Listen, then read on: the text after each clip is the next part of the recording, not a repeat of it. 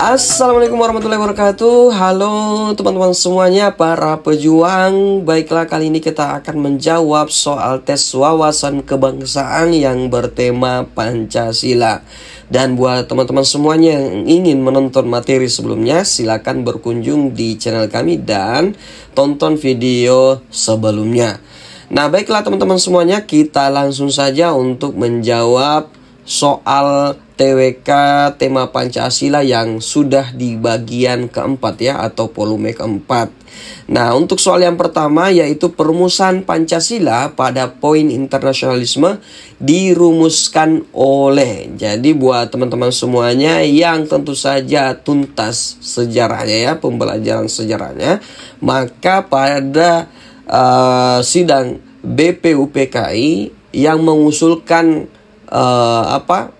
hadirnya Pancasila itu diusulkan oleh Insinyur Soekarno, teman-teman ya.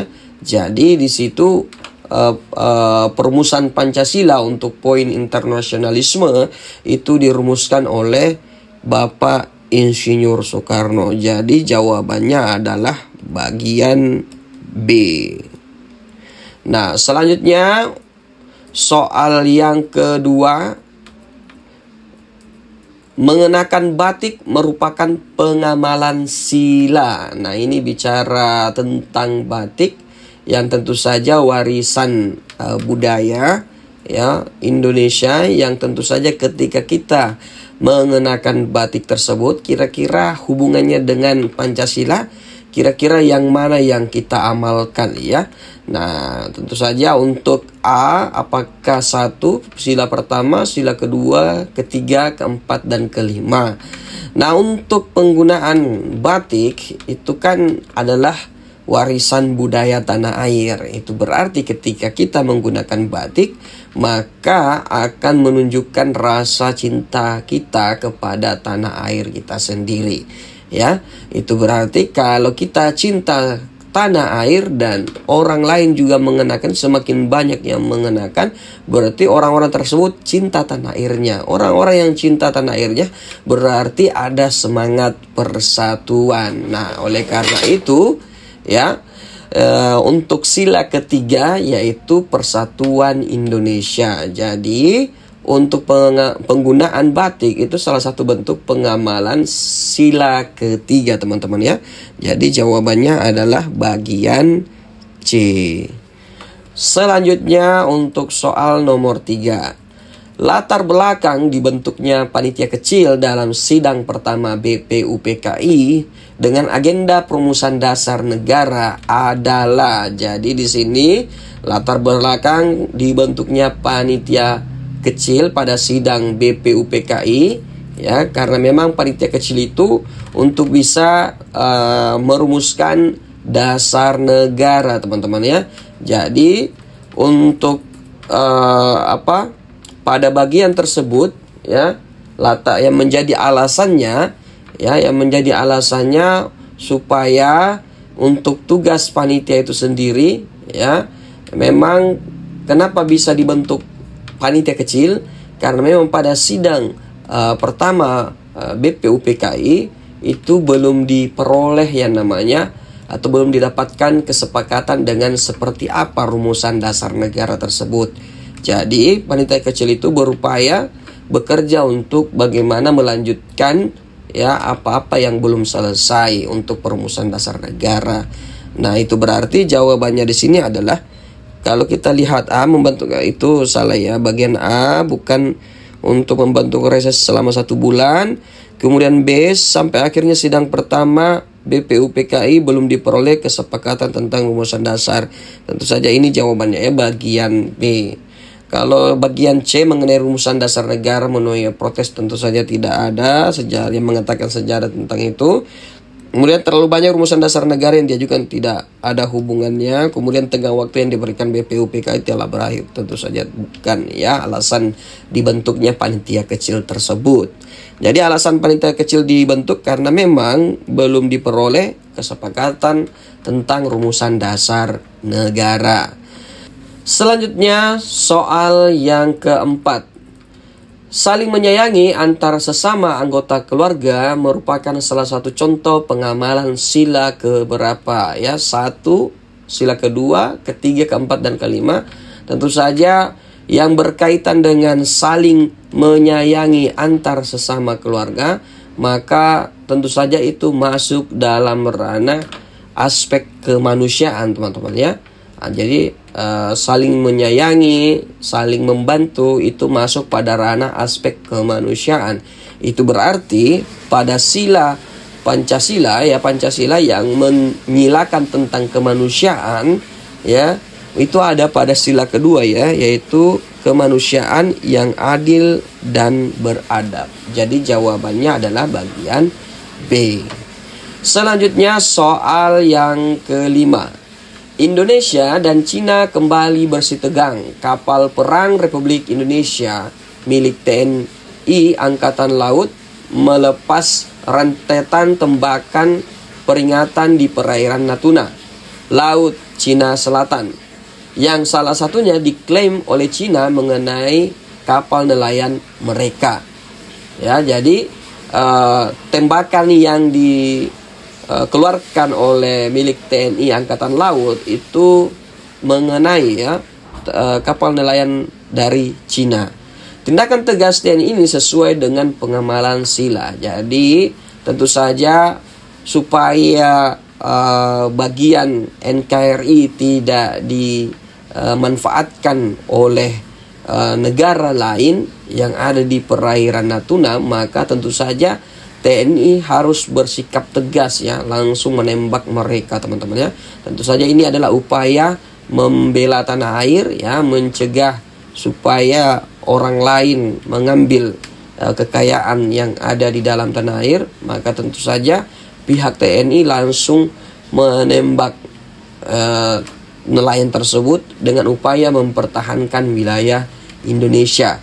Nah, tentu saja aksi yang dilakukan oleh TNI ini adalah salah satu bentuk bagaimana supaya ingin menyelamatkan bangsa dan tentu saja untuk kepentingan negara, kepentingan bersama, bukan kepentingan pribadi dan golongan. Itu berarti di sini pihak TNI sudah mengamalkan sila ketiga, yaitu persatuan Indonesia, di mana berupaya menjaga kedaulatan Indonesia. Jadi jawabannya di situ adalah bagian C. Selanjutnya untuk soal yang keenam. Mengembangkan perbuatan yang luhur yang mencerminkan sikap dan suasana kekeluargaan dan kegotong royongan merupakan butir dari sila keberapa? Nah, ini bicara tentang kekeluargaan, kemudian kegotong royongan, maka tentu saja itu salah satu bentuk pengamalan sila yang berkaitan dengan bahwasanya seluruh Indonesia, seluruh rakyat ya, itu memiliki keadilan ya.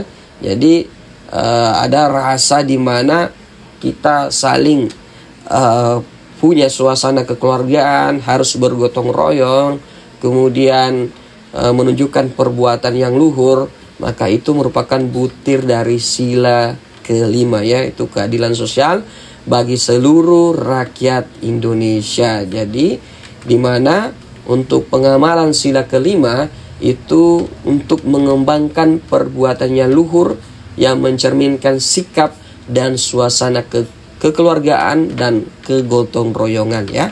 Jadi di situ jawabannya adalah bagian E. Selanjutnya untuk soal yang ketujuh. Hasil sidang pertama BPUPKI yang dibacakan oleh Profesor Dr. Supomo pada tanggal 31 Mei tahun 1945 adalah, jadi yang dibacakan oleh Dr. Supomo ini adalah hasil sidang ya, hasil sidang yang tentu saja diutarakan oleh Profesor Dr. Supomo. Nah, apa saja hasil persidangannya? Nah, di situ untuk hasil persidangan pada saat itu tentang dasar negara ya, tentang dasar negara atau rumusan Pancasila. Nah, rumusan Pancasila yang dibacakan atau yang dimiliki oleh Profesor Dr. Supomo yaitu tentang persatuan, kekeluargaan, kemudian keseimbangan lahir batin, musyawarah, dan keadilan rakyat. Nah, kira-kira yang mana di sini jawabannya yang berkaitan dengan persatuan, kekeluargaan? Nah, kalau kita lihat di sini ya, untuk bagian A tidak ada berkaitan dengan persatuan ya. Kemudian bagian B juga tidak ada hubungannya dengan persatuan. Bagian C ada kata persatuannya. Kemudian bagian D juga bukan. Kemudian bagian E ada juga persatuannya ya. Tetapi di bagian E ada berkaitan dengan ketuhanan yang Maha Esa. Sedangkan yang dibacakan oleh Muhammad Yamin tidak ada bicara tentang ketuhanan yang Maha Esa. Itu berarti jawabannya adalah bagian C tentang persatuan, kekeluargaan, keseimbangan lahir batin, musyawarah, dan keadilan rakyat. Nah, baiklah teman-teman semuanya, kita lanjut soal yang ke-8. Tokoh yang dianggap sebagai penghubung golongan tua dan golongan muda pada peristiwa Rengas Dengklok ya, yang juga sering disebut sebagai penyelamat dalam peristiwa Rengas Dengklok adalah, nah tentu saja di situ pada menurut sejarah ya, untuk peristiwa Rengas Dengklok yang menjadi penghubung antara golongan tua dan golongan muda saat itu yaitu Bapak Ahmad Subarjo ya. Tentu saja tanpa adanya Bapak Ahmad Subarjo maka tidak ada kesepahaman antara golongan tua dan golongan muda pada saat itu yang sementara berseteru tentang kapan diproklamasikan kemerdekaan teman-teman ya. Jadi jawabannya adalah bagian C yaitu Ahmad Subarjo. Selanjutnya soal yang ke-9. Bagi bangsa Indonesia, Bhinneka Tunggal Ika merupakan, nah ini Bhinneka Tunggal Ika itu merupakan sebuah moto ya, yang menunjukkan bahwasanya berbeda-beda ya itu tapi tetap satu ya. Nah, Bhinneka Tunggal Ika tersebut merupakan semboyan bangsa ya, merupakan semboyan bangsa atau moto. Kalau lambang negara bukan ya. Jadi itu bicara tentang semboyan bangsa. Jadi jawabannya bagian C. Selanjutnya soal yang ke-10. Dalam menentukan ketua RT dilakukan musyawarah untuk mencapai mufakat. Hal ini sesuai dengan pengamalan Pancasila sila keberapa. Tentu saja bicara tentang musyawarah yang mufakat itu merupakan pengamalan sila keempat. Jadi jawabannya di sini adalah bagian D. Baiklah teman-teman semuanya, seperti inilah penjabaran untuk soal tes wawasan kebangsaan pada Pancasila bagian keempat ini. Semoga informasi ini bermanfaat. Jangan lupa untuk like, share, dan follow channel kami. Assalamualaikum warahmatullahi wabarakatuh.